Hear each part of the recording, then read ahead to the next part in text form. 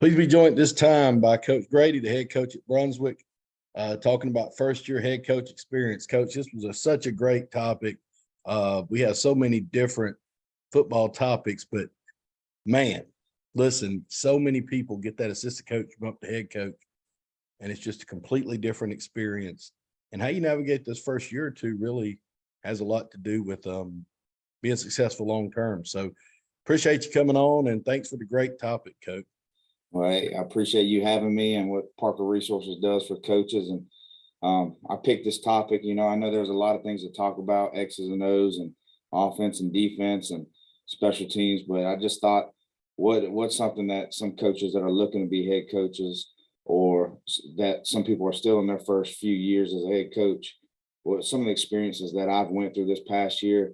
I took a lot of reflection in the past few months here before starting this off season, and what are some things that we could do better, or being proactive instead of reactive, and just some things that you really don't experience until it happens. I know one thing, I'll say this from the start: I appreciate Coach Pender and what he allowed me to do.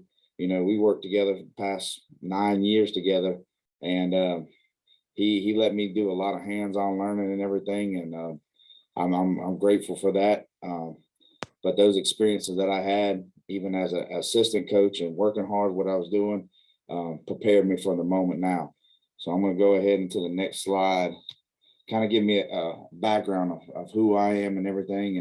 And I grew up in Pierce County. I played football there all 4 years, and then I had the opportunity to go to Valdosta State and play offensive line there for 1 year for Coach Hatcher, and then the next 3 years for Coach David Dean. And then I was allowed an opportunity to come on as a graduate assistant and work with the offensive line for 2 years. And an opening came up as the like a restricted earnings type deal as the running back coach. So I got to experience another position on offense, and that kind of worked well because I knew how the offensive line was blocking different schemes, even in pass pro as well.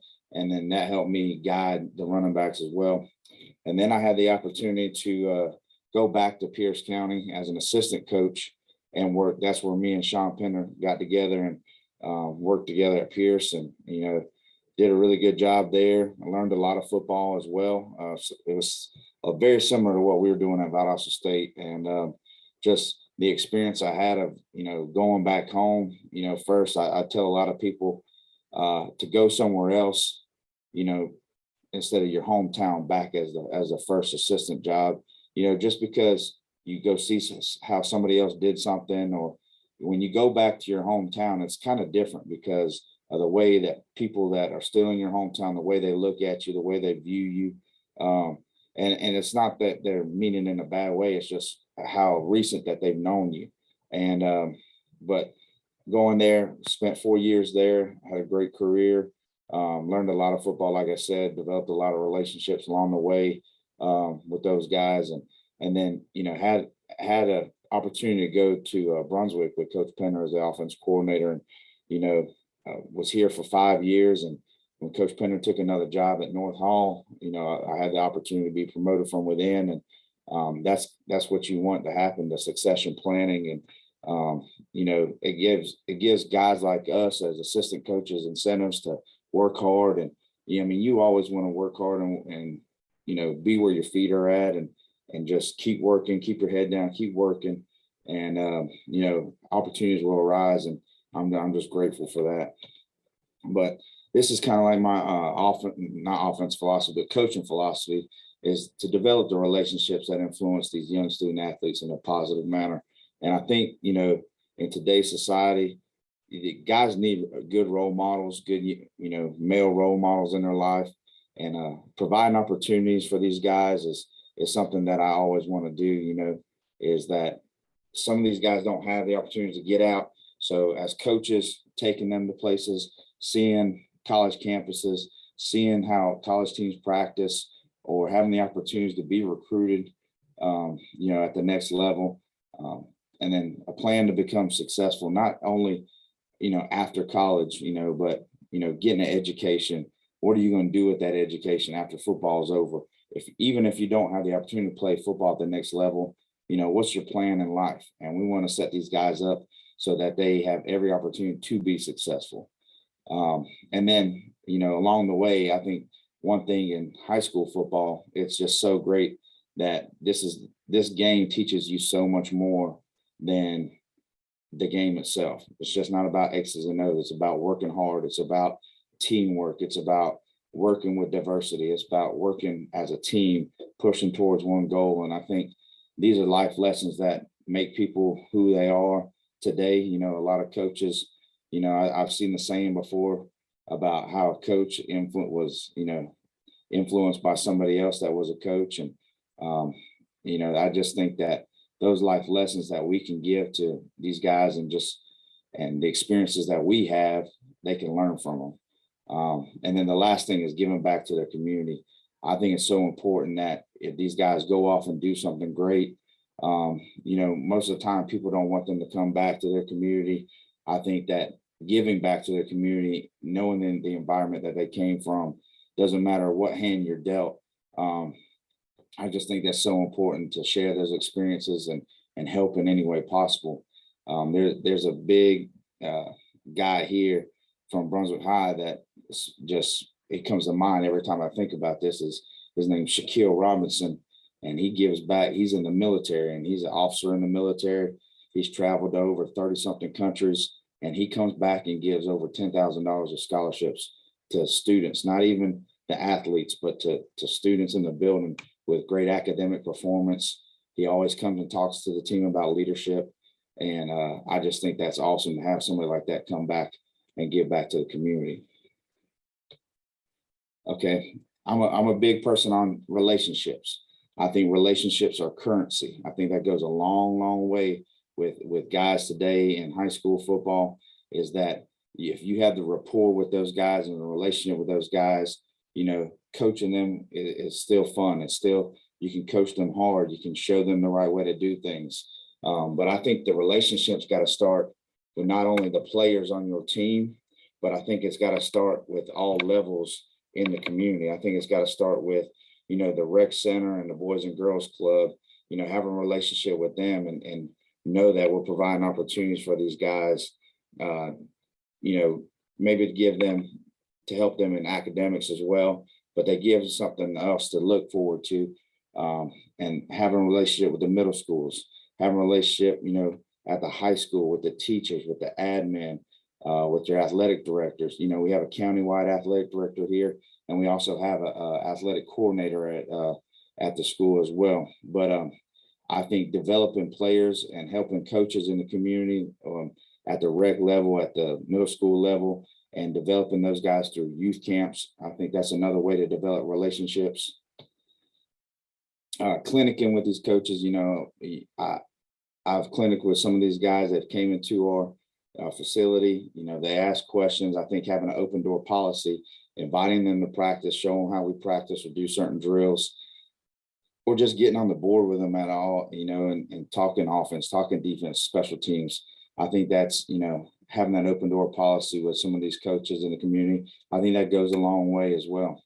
And then just showing them support, going to their games, or, I think one of our middle schools was playing in the middle school championship game, and they wanted to practice on the turf because, our stadium, they play on the turf. And so they wanted to see how it feels and everything. And so just using our practice facility and being here, I think that, was a great way for those guys. We're showing them some support, and then helping with any equipment issues. I think I had one of our middle school, they said, "Coach, man, we got a big kid here, and we don't have any pants that fit him, or we don't have a helmet big enough for him." And, just helping them out any way possible, whether it be, equipment issues, cleats, helmet, pants, whatever it is. I think, if you can be there and help them, that goes a long way as well.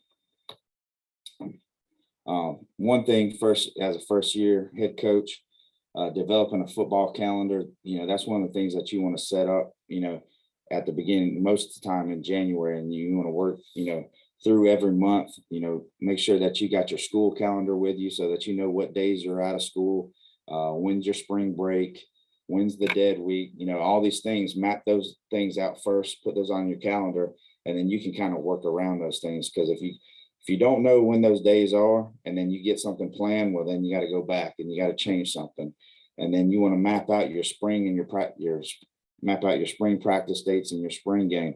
You know, you got 10 days. Are you going to do it over 3 weeks? Are you going to do it, 2 straight weeks? All right. Do you have a spring game? Are you going to do like a blue gold game, or, an inter squad scrimmage? Or are you going to do a scrimmage versus a team? Some people like that. Just from my experience, I like doing a inter squad scrimmage. It's just a glorified practice to us. We get another day of practice. But there's a lot of things, I think me coming in as a first year head coach, I think one of the things that I wanted to do was find out who's in what position. We had a lot of guys that needed reps in certain positions. So I think that instead of game planning for an opponent, I think that's why we're sticking with the inter squad scrimmage. We're going to do the same thing this year. We're going to have a blue gold game. And one thing that we do with that spring game, we do a soak game or a hydration game, and to get into the game, you got to bring some snacks. You got to bring a case of water, case of Gatorade, or some laundry detergent. I think that's another way to cut some costs. I got that idea from Coach Rich McWater. When he was at Charlton County, he used to do that to his scrimmages, and that's just a great idea. I don't have to reinvent the wheel. Steal that from a great legendary coach like him, and he always said, use that, and you'll never have to buy soap throughout the whole year and everything. So I thought that was a great idea. And then you want to also, while you're developing your calendar, secure dates for fundraisers throughout the whole year. So one thing I like to do, especially in the spring semester and before the season, is hit up our fundraisers. I like to have at least one every month. So we're generating some kind of funding, and we're building our booster club back. We're building our school account back, so that when we need to purchase something for the fall, we'll have that money in our account. So I like to do at least one fundraiser a month, and then have our guys work on that as well. And it's good that you do it once a month in the springtime, because once you get into April, once you get into May, you're around the team. You're around these guys, whether they got to turn in money, you got to collect money, or you got to set up a date with your booster club where your treasurer comes in and they're collecting the money and, depositing it in the accounts and everything. So I like to do that as hit one fundraiser. And then, during the month of January, especially after the season, as the school calendar is and the football calendar is now, you want to make sure your coaches and players take time off. I think it's, very taxing, the season and all the hard work that they put in. And as much as we work through the spring semester and through the summer, through June, through July, it's important that those guys take time off. And I'm thankful that I think GHSA has done a really good job of bringing back that dead week in June. I think that's awesome to have. And that gives them, hey, in June, these are the days off. If you plan to go somewhere, use that time right there. And then also in July as well. But as a head coach, I think you definitely got to do that. Hey, these are the days off. Make sure that, taking time with your family. Okay. Other things about developing a football calendar, communicating with other coaches. If you're setting up any OTAs or 7-on-7s in June and July, you're definitely communicating with coaches. Whether it be you're hosting a 7-on-7 or you're going to one, you want to make sure you want to get on the phone and get penciled in on some dates, or get down, put in concrete, and make sure you're doing that. If you're doing OTAs, make sure always in communication if you plan on going to OTAs or 7-on-7s, and then as well as if you plan on going to a college campus and going on and doing a 7-on-7, you want to be in communication and make sure you get set up for those, because you don't want to ride all the way to Tallahassee, FSU, and you pull up and you're supposed to be there for the 7-on-7 big man challenge and they don't have you down. That's not good planning on your part. You're planning to fail. But make sure you got everything squared away. And there's a lot, we're here in Brunswick, so getting up to, we can beat a Florida State, University of Florida, South Carolina, UCF. We can beat all those colleges in 3 hours or 3.5 hours. But if you ever plan to go anywhere further than that, you got to plan for hotel rooms. You got to plan for meals. These are things that we've done in the past and you got to make sure that everything's accounted for, setting an itinerary for these guys and keep them on schedule. Another thing that I like to do as well during the month of February, January, they can get out on some college visits and go see some places, the players. But also after the month of February, March comes back in, April, getting back in. So the quiet period is where colleges can't go out to you, but you can get on campus, whether it be junior days. Another great place to go hit up schools is whenever your high school has that spring break, take college visits. There's a lot of spring practices going on right now on college campuses. And I think that's a great way to see how that team practices, or see how, if you're wanting to go look at a school, and go to your position coach and watch the way he coaches his kids. I think that's really beneficial as well. Junior days, there's a lot of junior days that are around.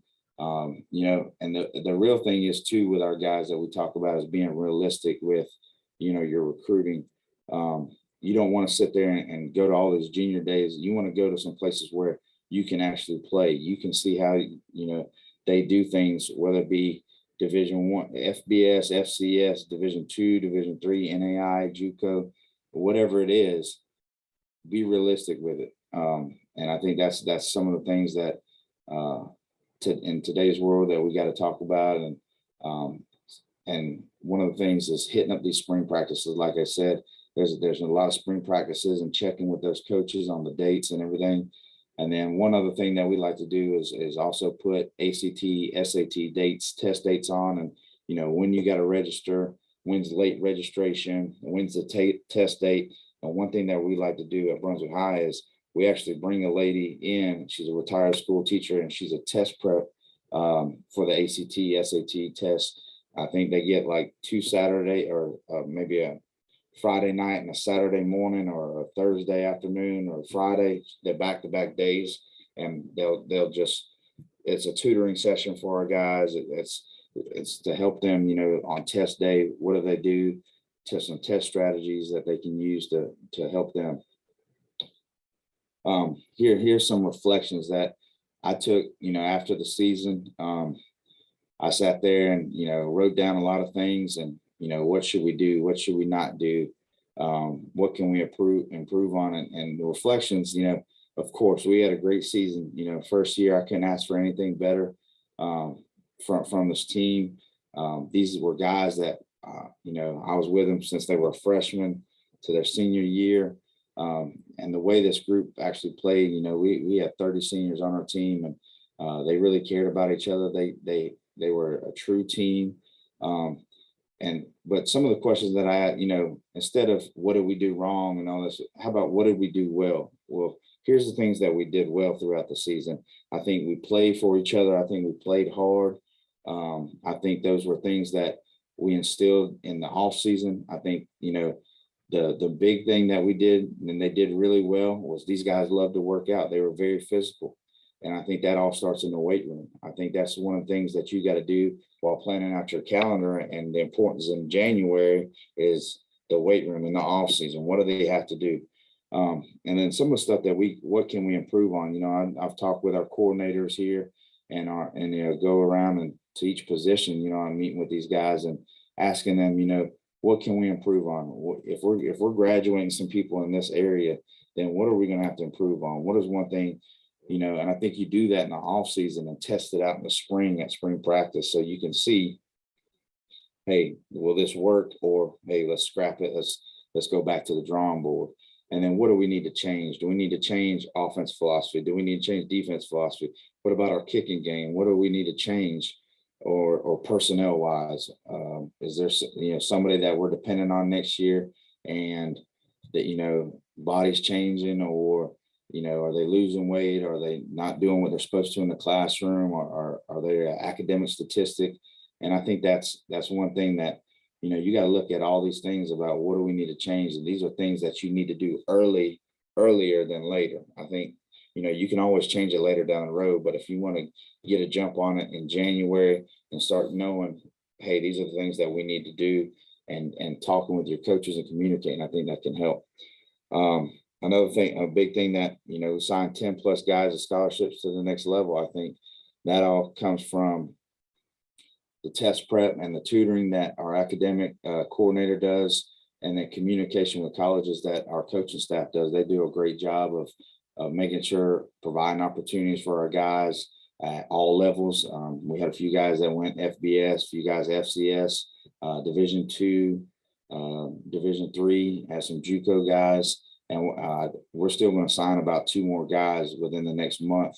With some spring games coming up that they're going to attend and get on campus, and very excited for the opportunities that these guys have. Another big thing I think, reflecting back, is making a huge impact in the community and giving back and volunteering. And that's one of the things that I said that we were going to do from the start when I took over this program, is being very visible in the community. I think that one of the things, like, how can our players ask, or ask people to come to the games if we're not out in the community and cheering on and being good role models for our young guys, or being at the middle school games and supporting our middle schools, and how are we supposed to do this? And one of the things that I think is very beneficial, and we saw it a lot in our stands this year, it was packed out. There's a lot of people coming to our games, and they showed us a lot of support and love in the community. And I think that came from us being out in the community at community events. There's a lot of things that go on in Brunswick, like they'll have, either stuff downtown at, First Friday, or they're having field days, or they're having reading across America, or reading across the curriculum, that these guys go and they volunteer their time. And another thing that it does well for them, and whether they know it or not, but a lot of colleges look at how they volunteer. Do they volunteer at anything, whether it be blood drives or anything that anybody needs, and that we'll get out in the community and do those things and be invited to come to their schools. And I think that that's just them being a good role model to them as well. Another reflection that I think that looking back after the season, we finished with most of our roster in good academic standing, and that, saying that, like, after the semester, there was nobody that was ineligible after that, that just took the whole semester off and just worried about football. No, they were being a student athlete. They were going to class. They were doing what they're supposed to do. They were getting the grades that they needed to do. And that's all because of the relationships and the grade checks by our academic coordinator, Coach Vaughn. He does a great job with that, and our progress reports and tutoring. So if anybody's struggling during the season, we'll pull them and have tutoring after school. And that's what you want to finish with most of our guys in good academic standing, so that then the spring semester, they don't get pulled out of weight training and have to make up a academic class. Or, hey, if you keep going down this road, then you're not going to be there during the summer because you're going to be in summer school. And I think those are very important things that you got to think about and make sure you just got to keep the progress, monitoring on your eligibility on those guys. All right, this is kind of some more reflections, and when you live on the coast in Georgia, and in Georgia in general, because a lot of people got hit with this, is hurricane games and game dates that get changed, or especially with the region we play in now. We're playing in where we got some Augusta schools in there, the travel time, and some of the games that we played this year were on Thursdays, or it could have been on a Saturday, because they use, the officials in that area, have different games and everything. And, during the hurricane game, we played Grovetown on a Wednesday at 5 o'clock. And I think that was, we did it, we agreed to it. But I think that was, looking back at that was tough. We traveled 3.5 hours to Augusta, kicked off at 5 o'clock, and then got back on the bus and got home, and everybody was safe. That weekend we were expecting the hurricane to hit. And, I just think, looking back at that, I don't know if that was a good idea on my part, agreeing to do that and putting my team, the prep was short that week. I think that, getting them to hurry, speed up 2 days and play on a Wednesday and play 2.5 hours regular, I just totally threw a wrench in the gears on that one. But they overcame it, and they overcame bad coaching decisions on my part, and they did their job. And that's something I'll learn as an experience, is you want to try and keep that time as close as the kickoff as possible, maybe bumping it up 30 minutes, or playing 30 minutes later than kickoff. Maybe that's more acceptable. And then the same thing when we played Evans on a Thursday night, same thing. We're traveling 3.5 hours to Augusta.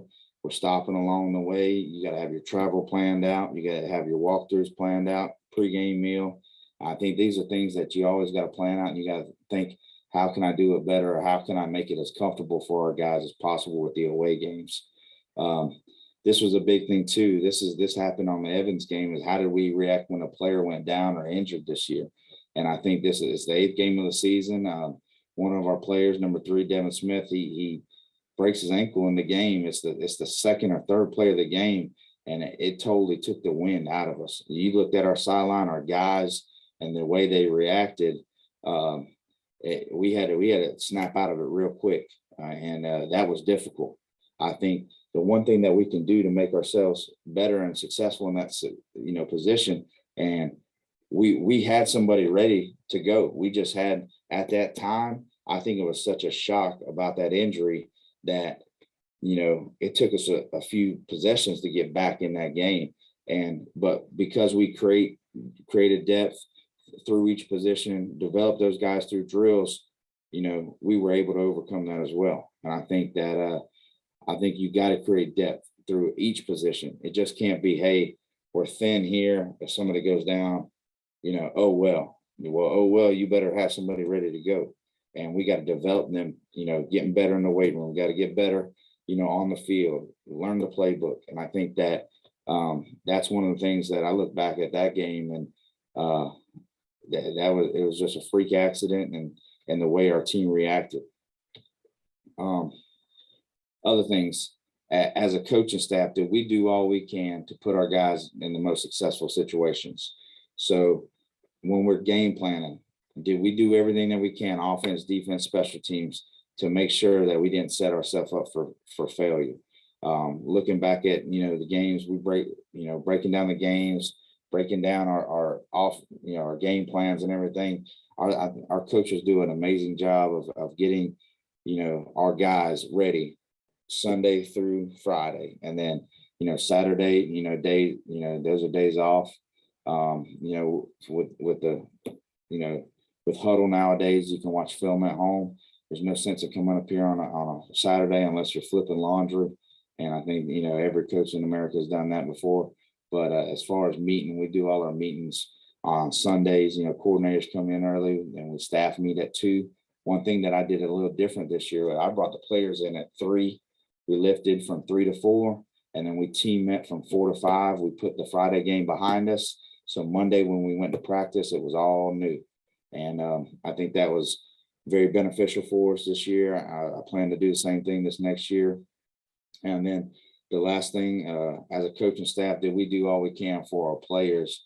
If guys are struggling getting to school, are we holding them accountable? Or, are we just letting them slide by? Are they doing the right things in the classroom? Are they behaving? Are we having any discipline referrals? Or are we doing all that? I think holding our guys accountable and making sure they're walking the line and doing what they're supposed to do is going to help us be successful. Like I said, what else can we do for our football program? I talked to the whole staff about this. What are some things that we can do? If somebody has great ideas, we'll spitball, we'll throw them out there. We'll throw it out on the wall, see if they'll stick. And then, but ultimately, I think that our coaches are here for our kids. What can they help, these kids do to become better or get to where they want to go? One of the other things I think that's really beneficial here in Glenn County and Brunswick is our admin. I think that we're really supported by our superintendent, Dr. Scott Spence. I think that our county AD, Steve Waters, does a great job, and our principal, Mr. Slade Turner.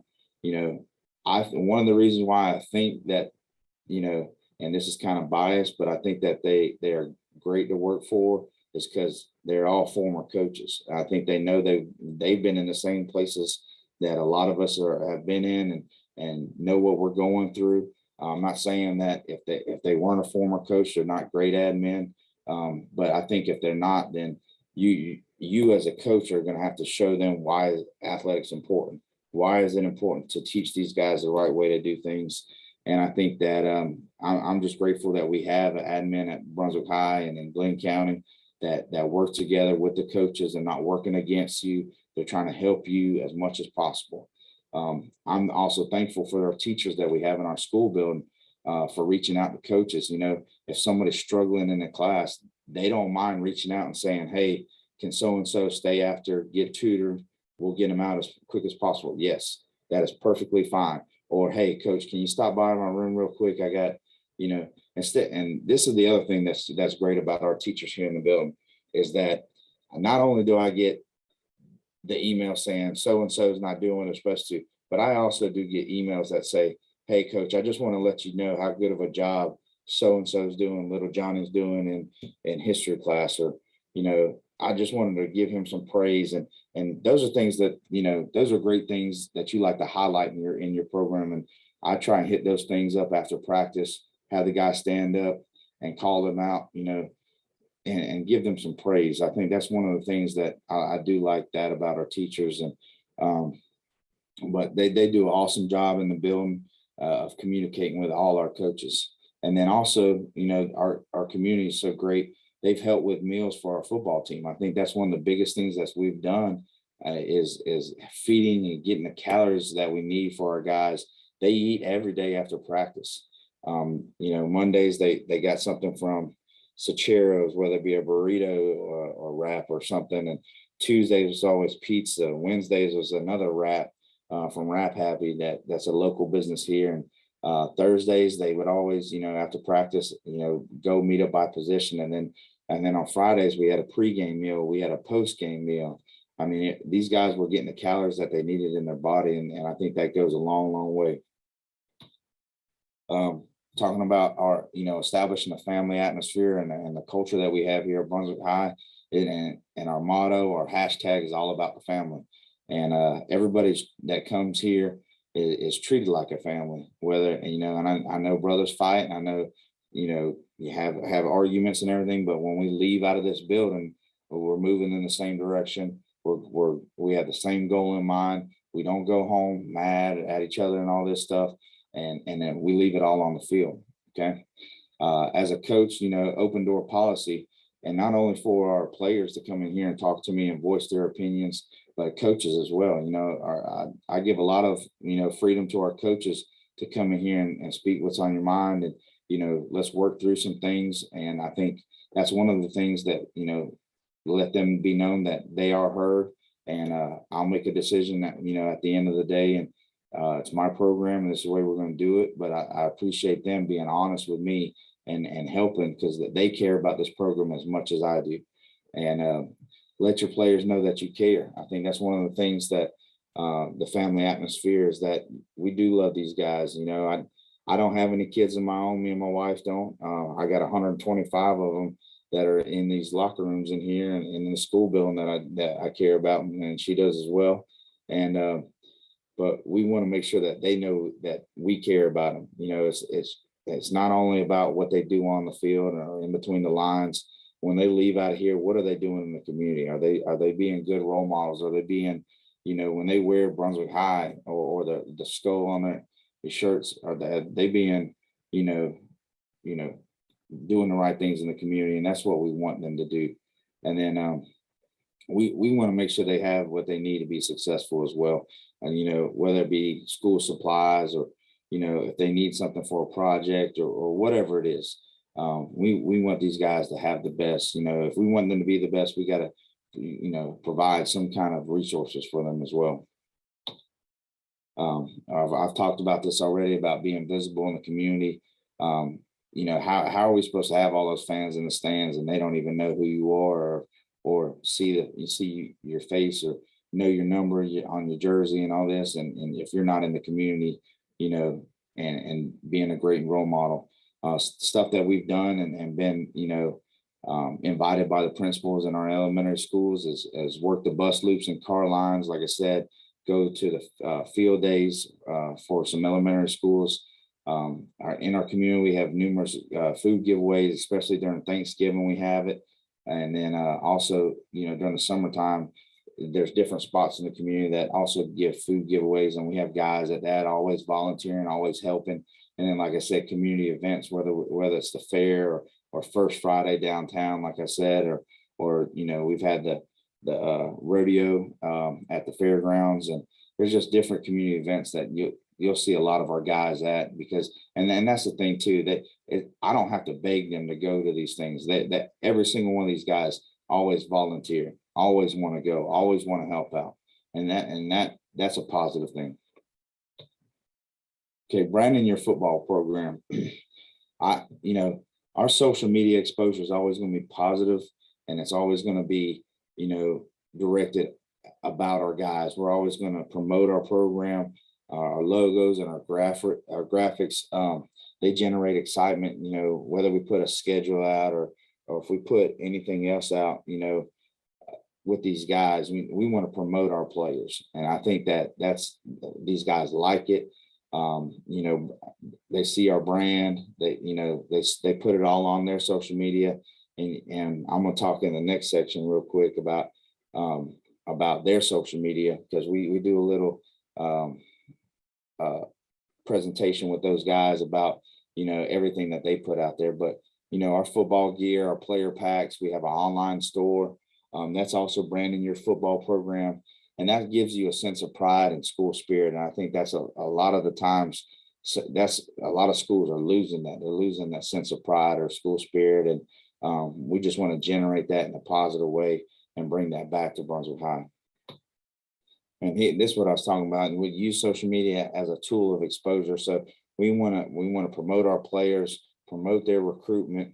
We want to make sure everything that they do on their end, whether they're liking something, retweet, sharing it on Facebook, Instagram, whatever it is, that it's positive. You're not liking something that you shouldn't do because it pops up on your page then, and you're tied to it. Everything that you tie to social media, that is your digital fingerprint. It can be brought back up, whether you delete it or whatever. And, you talk about these guys and the college coaches and how they follow them and everything. Well, they see what they're liking and everything, and that might turn them off.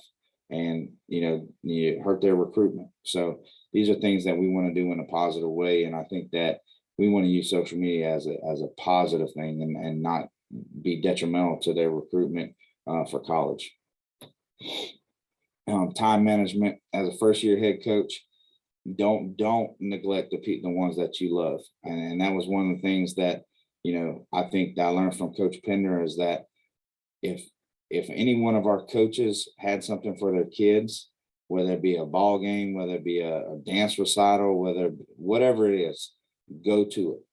Communicate with me, be there for your children. And I think that is so important, because you don't want to miss out on something that, that could mean so much to your kids. And like I said before, me and my wife have 125 kids here. We got 2 German Shepherds at home, and we love every single one of them, and all these coaches and all the time that they have. Time is valuable, I think, and respecting everybody's time. We're not going to sit here and meet for 12 and a half hours and waiting on somebody else to finish something so that now I can start what I'm doing. Like I said earlier, huddle, you got huddle, use it on Saturdays, make sure everything's done, plan your work and then work your plan. When you get on Sunday, let's get in there, let's do what we got to do. We're not rushing out to get out of there as quick as we can. We're going to make sure that we got everything done, but then we're going to leave at a decent time. And like I said, communication is key. One thing, with coaches and as men, communicate with me, your coordinators. If something's going on, let us know, and then we can work together and figure it out. Another thing, time management, football calendar, game planning, travel plans. I said it before, plan your work your plan. I think if you do that, like Sundays, if it's an away game, I plan out the itinerary, what we're doing Friday. what time we're leaving. I'll send the email out to the school, what time to release the kids. I have one of our coaches, Coach Butts, is in charge of our transportation. He'll put in all the bus requests, and we'll do that at the beginning of the season so that we're not worrying about it. Oh, it's the week of, or the JV game, we don't have a bus. I think that's very important. And then one of the other things that I always talk to our coaches about it is in school, like if you're academic, even if you're a PE coach or a weight training coach, if you're an academic teacher or a special ed teacher in the building, you better handle your business in the building. If I'm getting the principal coming up to me or the department heads and say, hey, so-and-so's not doing well, you're not taking care of your business as a teacher. And that's what you were hired here to do first. And I know, a lot of people, oh, I just want to coach ball. I just want to get out there and, I ain't worried about, what's going on in the building or my teaching job or grading papers or whatever it is, or IAP meetings. Well, if you're not worried about that, you're probably not going to be in this business very long. And I think that doing what you're supposed to be doing in the building is a direct reflection of me as a head coach. And also as you as a man is taking care of your business, your job first, and then, getting to football after that. And then another thing, developing as a first year head coach is developing your staff. That was one thing as a staff, I didn't have to do much of that, my first year in.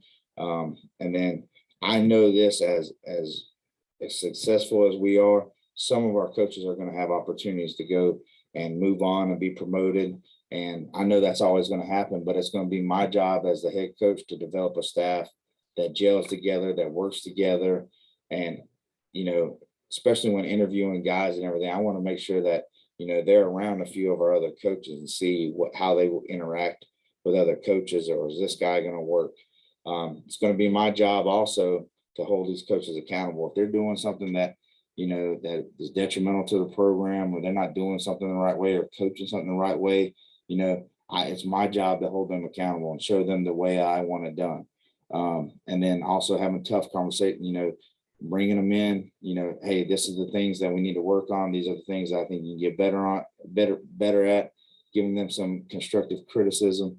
And I think those are tough conversations that, as a leader, I've heard this a lot, it's lonely at the top, if you want it done a certain way, then you got to let these guys know. And I don't think there's any other easier way, but I think you can be respected if you'll be honest with these guys. And then give your coaches the tools to be successful as well.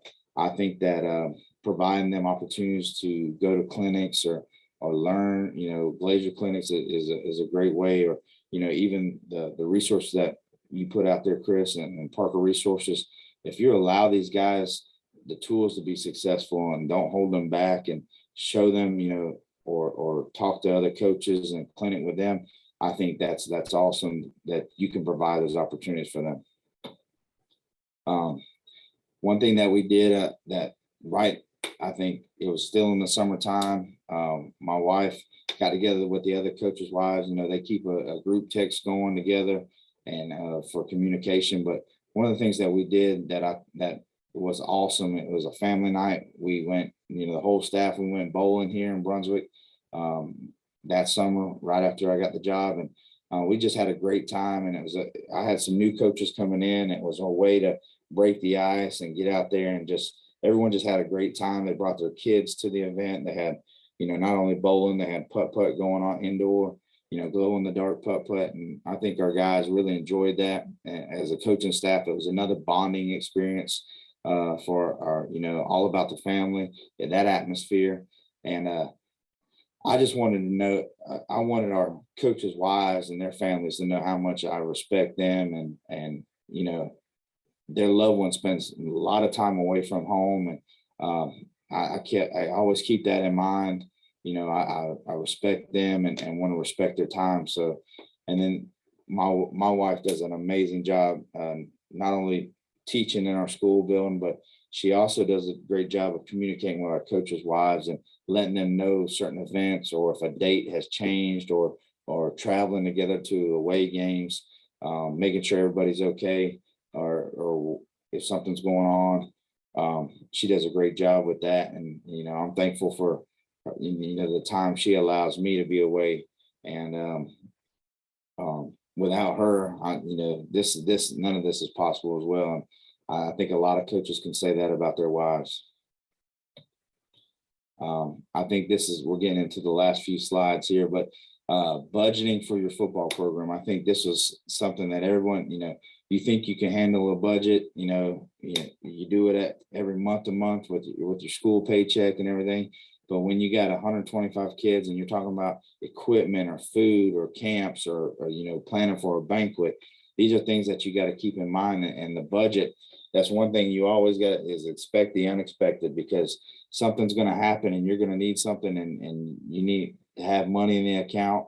And I think that's why you got to hit the fundraisers at least once a month. I think that helps generate funds, and where you can be able to do things if something is unexpected. Equipment issues, I know that we have a county budget, and it's awesome that we have football money allotted for our program, but to get our guys some more things or to feed them every day after practice, that's going to have to be generated through your booster club. And I think that's what we do here. Camps and summer expenses, hotel rooms cost money, food costs money when you're on the trip, the registration fees to get them, all that stuff is extra. And that's stuff that we generate from our booster club. And then planning for a banquet as well, the food at the banquet, the venue, at our banquet. We had a great banquet this past year. We did it at our faith complex that's right behind our school.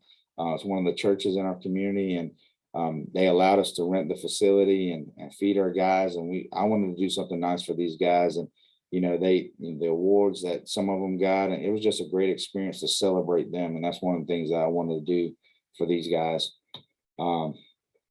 Things you got to think about is reconditioning your helmets, your shoulder pads, huddle assist, sideline replay, end zone camera that only works half the time. I think everybody can agree with that.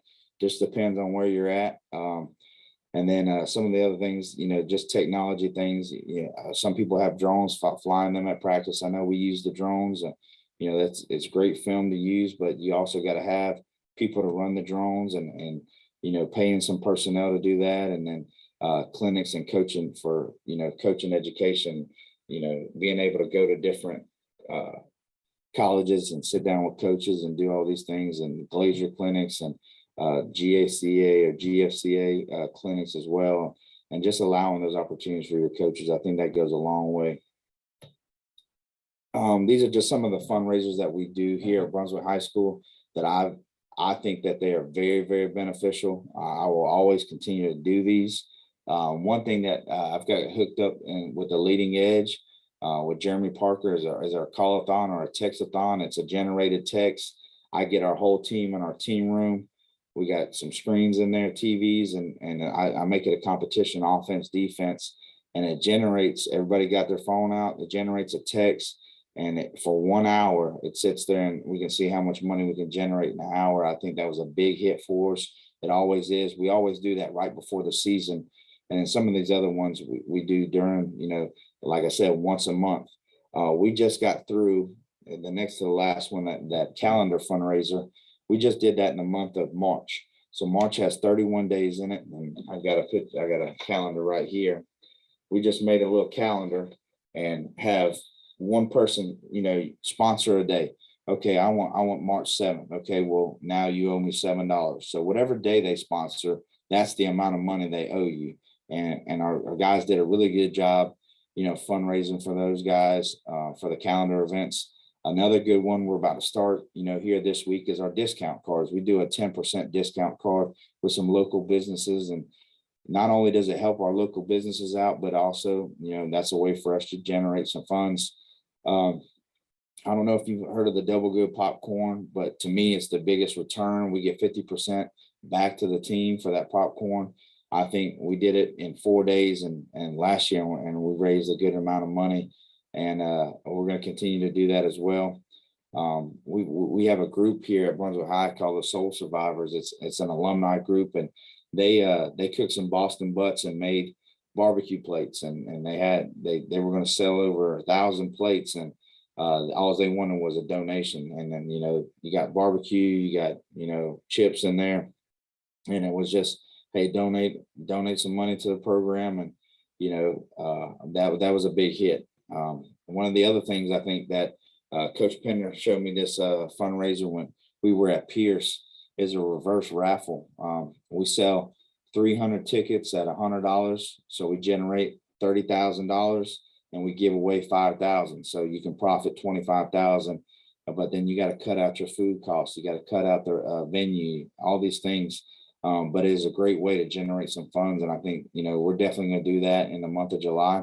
Another thing that I put on here is our golf tournament. We have a golf tournament in April. We're going to do it at the end of this month, and it's always a big hit. Getting whole sponsors, I think that's really easy for everybody in the advertisement, and the promotes their business. And there's a lot of golf to be played around here in Brunswick, Georgia, in the Golden Isles, and there's a lot of people that like to do that. So that's another way we do it. And then one thing that I got the last bullet on there is the Peaches to Beaches, and it's all the way up and down Highway 341. Is it's like just a long yard sale. They got people selling things, and we can get out there and generate some funds, whether we put up some kind of stand, and people come by and donate, or we sell food at a stand. And I think that'd be a great way to generate some funds for the program as well.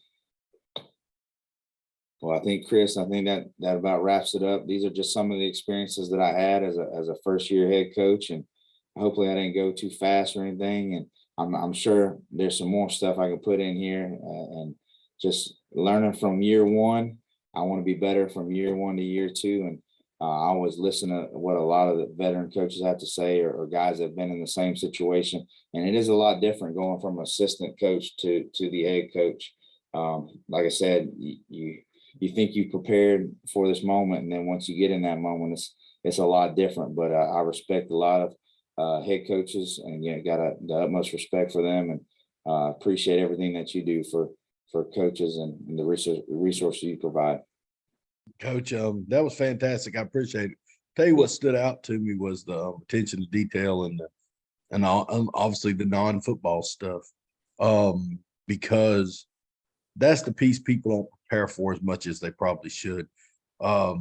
Most people get a head job because they were a good ball coach. They're good with kids. They're good at X and O's. They understand ball. But unfortunately, you just don't get the time you'd like to have to focus on kids and ball when you're the head coach. You still got to do a lot of that. Sometimes I say that and people misunderstand it. I'm not saying the head coach shouldn't still be the best ball coach and still That's understand right. the most X and O's. You just have to find 28 or 30 hours in a day, because there's just a lot of time to, do it. So, I thought that was very reflective, and I hope some people that our current coaches get some out of that, but maybe some aspiring guys, and maybe some people right in this exact same boat you're in, in their first or second year. But you must have done something right, because you're still waiting on that first regular season loss. That's pretty impressive, my man. So good luck y'all this year. Looking forward to following. Appreciate you coming on, man. Yes, sir. Thank you so much. And always follow you. And I always like the comments on Twitter that you get and everything like that. I like following that, and you was on your soapbox today, and that's awesome. I mean, it's always good advice. I'll tell you that, because I appreciate that, and I always respect. You always highlight coaches. I think that goes a long way as well. So thank you. Highlighting the assistants, and what I went on today about was talking about titles and stuff, and part of it, and I tried to play both sides on that, because I think there's some merit on both sides. Mhm. I think there's not enough people giving credit to assistant coaches, and that's why they feel the need to get these titles. Meaning, when we first started giving out assistant coach of the week stuff, people were all about it, because nobody really ever done anything like that. That's right. And so the head coach gets all the credit or all the blame. That is how it goes. I get it.